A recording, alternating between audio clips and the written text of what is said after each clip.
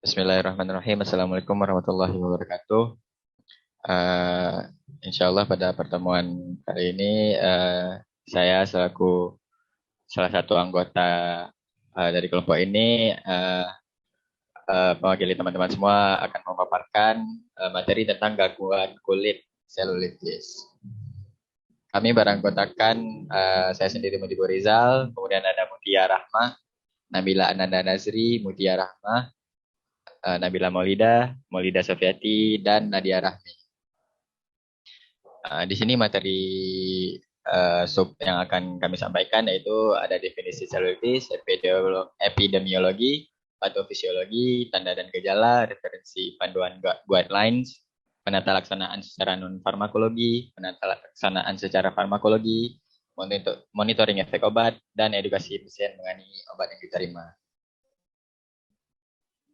Nah, kita perlu ketahui apa itu definisi selulitis. Selulitis ini yaitu merupakan proses infeksi akut paling sering yang paling sering disebabkan oleh S. biogenes dan S. aureus yang awalnya mempengaruhi epidermis dan dermis dan dapat menyebar kemudian dalam fasia superficial.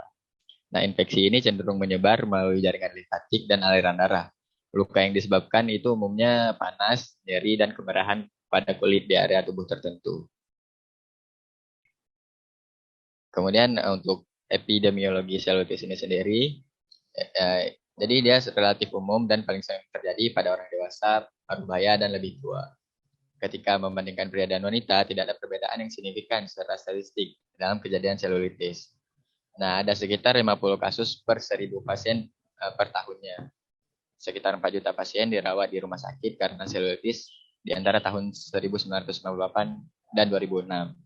Wakili 10% dari semua yang berhubungan dengan infeksi penerimaan. Hal tersebut sesuai dari sumber yang kami dapat. Kemudian penggunaan obat injeksi cenderung mengalami beberapa komplikasi infeksi, termasuk pembentukan abses dan selulitis di tempat injeksi. Nah, infeksi ini sering bersifat polimikroba dan dipercaya berasal dari kulit atau orofaring, serta dari jarum suntik yang terkontaminasi.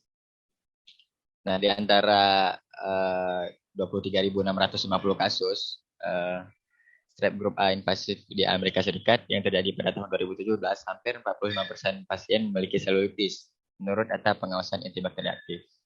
Namun, hanya sebagian kecil selulitis yang menyebabkan penyakit invasif. CDC tidak melacak insiden infeksi strep grup A non-invasif. Oleh karena itu, kejadian selulitis secara keseluruhan karena strep grup A kemungkinan akan jauh lebih besar. Kemudian selanjutnya yaitu patofisiologi selulitis. Akan dilanjutkan oleh teman saya, Nabila Ananda Nazri. Baik, saya Nabila Ananda Nazri akan menjelaskan mengenai patofisiologi selulitis.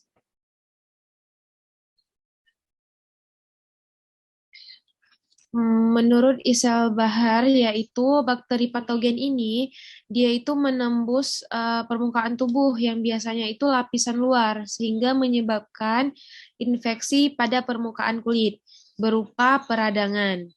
Penyakit ini dia biasa menginfeksi orang yang gemuk, rendah gizi, orang tua, dan pada orang yang diabetes mellitus yang pengobatannya tidak sehat. Invasi bakteri patogen ini dia itu terjadi biasanya setelah adanya luka atau gigitan di kulit. Kondisi ini berlanjut dengan kemerahan yang membengkak di kulit serta terasa hangat bila dipegang. Pemeriksaan fisik di fase awal biasanya adanya kemerahan dan nyeri tekan yang terasa di suatu daerah yang kecil di kulit.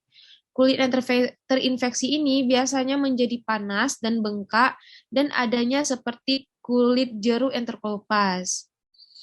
Kemudian abses yang timbul akibat selulitis ini dia itu berupa penyebaran infeksi di bawah kulit yang biasanya menyebabkan kematian jaringan dan adanya penyebaran infeksi melalui aliran darah ke bagian tubuh lainnya.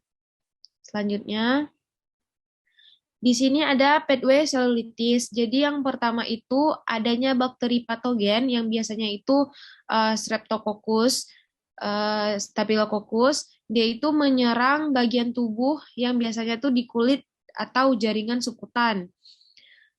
Ketika diserang, kemudian dia akan meluas, sehingga dia akan menyebar secara sistemik, kemudian terjadi